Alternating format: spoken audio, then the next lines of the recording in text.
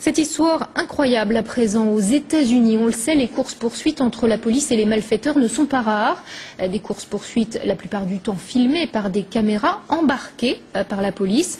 Mais récemment à Salt Lake City, une de ces chasses s'est terminée d'une manière pour le moins inattendue. Christophe Nardini.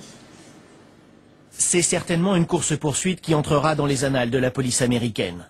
Depuis sa voiture de patrouille, le shérif du comté de Weber dans l'Utah filme à près de 55 km/h. Une prise en chasse pas vraiment stressante, surtout un dimanche où les rues de la ville sont vides et à l'heure où la plupart des habitants écoutent le sermon du pasteur. C'est d'ailleurs probablement ce détail qui a mis la puce à l'oreille du shérif. Le coupé blanc semble rouler normalement, respectant sa droite, mais le conducteur oublie quelques règles élémentaires de conduite, pas de clignotant et surtout plusieurs stops grillés.